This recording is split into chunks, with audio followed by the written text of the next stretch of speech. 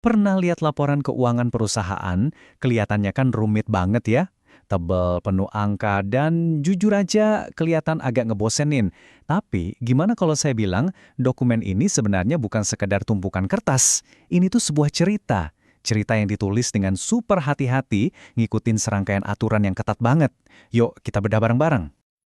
Oke, lihat ini. Ini adalah laporan keuangan dari PT Indosat Tbk. Buat investor, karyawan, bahkan buat pasar, isi dari dokumen inilah yang jadi penentu.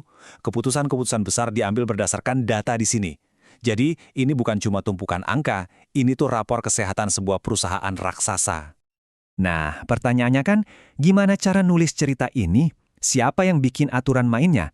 Siapa yang mastiin semua perusahaan, dari Sabang sampai Merauke, nyeritain kondisi keuangan mereka pakai bahasa yang sama, biar kita bisa bandingin. Pasti ada kerangka kerjanya kan? Nah, di bagian inilah kita akan mulai ngebongkar semuanya. Kita akan lihat struktur yang tersembunyi di balik dokumen yang kelihatannya rumit ini. Anggap aja kita mau ngintip cetak biru yang dipakai sama semua perusahaan publik di Indonesia. Jadi gini, laporan keuangan itu nggak dibuat asal-asalan. Semuanya, tanpa terkecuali, harus patuh sama satu set aturan super ketat yang namanya Standar Akuntansi Keuangan atau SAK. SAK ini ibarat kamus dan tata bahasa yang wajib dipakai semua perusahaan, biar nggak ada yang ngomong pakai bahasanya sendiri-sendiri. Terus gimana caranya SAK yang sifatnya teori itu diterjemahkan ke praktek? Nah, disinilah muncul alat bantu kayak gini, sebuah daftar periksa atau checklist. Inilah cetak biru yang sesungguhnya. Panduan langkah demi langkah yang mastiin nggak ada satupun detail penting yang kelewat. Oke, jadi setiap laporan keuangan itu wajib punya 6 bagian inti ini. Ini udah kayak paket komplet ya. Mulai dari posisi keuangan sampai arus kas. Tapi, coba deh perhatiin yang paling bawah. Catatan atas laporan keuangan. Kalau laporan ini kita ibaratkan sebuah buku, nah bagian inilah dagingnya. Disinilah semua detail tersembunyi, semua penjelasan penting, semua kenapanya itu diungkap. Sekarang, bagian serunya. Kita lihat gimana aturan-aturan abstrak dari si cetak biru ini diterapin di dunia nyata. Kita akan sandingkan langsung checklistnya dengan laporan keuangan Indosat yang tadi. Kita mulai dari aturan yang paling dasar, tapi juga paling krusial. Si cetak biru ini mengharuskan perusahaan buat ngomong dari awal dengan jelas dan tegas siapa orang yang bertanggung jawab atas semua informasi di dalam laporan ini. Dan ini dia buktinya, diambil langsung dari laporan Indosat. Bukan cuma tim akuntansi tanpa nama loh, tapi direktur utama dan direkturnya langsung yang pasang badan dan nama. Ini bukti akuntabilitas yang nyata, persis seperti yang diminta sama aturannya. Nah, ini dia, fungsi terpenting dari checklist itu. Ternyata ini bukan cuma daftar perintah, lakukan ini, lakukan itu. Bukan. Anggap aja ini sebuah peta. Setiap item yang wajib diungkapkan itu langsung disambungin ke nomor catatan spesifik di dalam laporannya. Jadi kita tahu persis harus lihat ke halaman mana.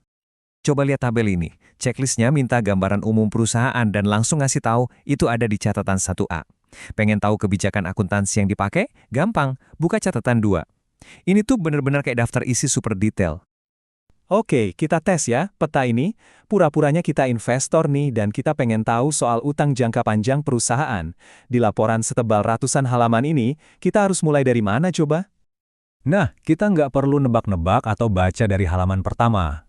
Tinggal lihat aja checklistnya. Jelas banget di situ tertulis, mau tahu soal utang jangka panjang? Langsung aja lompat ke catatan 15. Udah, sesimpel itu. Cetak biru ini benar-benar jadi peta yang efisien, yang nunjukin kita jalan pintas ke informasi yang kita cari.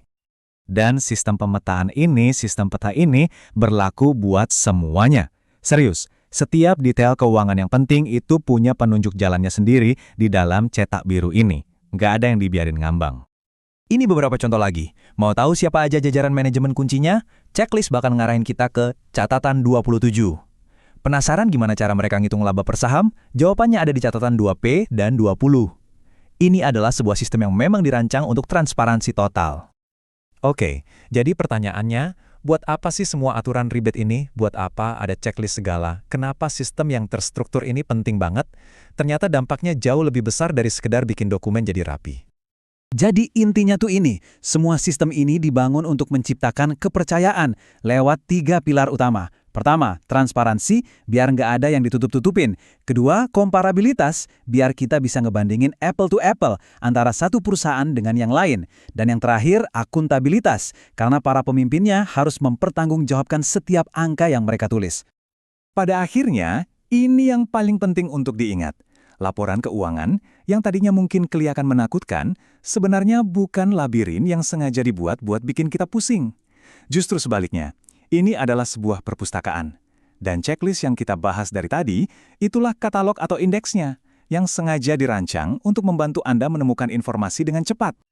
Nah, sebagai penutup, saya mau lempar pertanyaan ke Anda. Sekarang kan Anda udah tahu cara kerjanya. Kalau Anda dikasih cetak biru keuangan dari perusahaan manapun, informasi apa sih yang bakal Anda cari pertama kali? Coba pikirkan.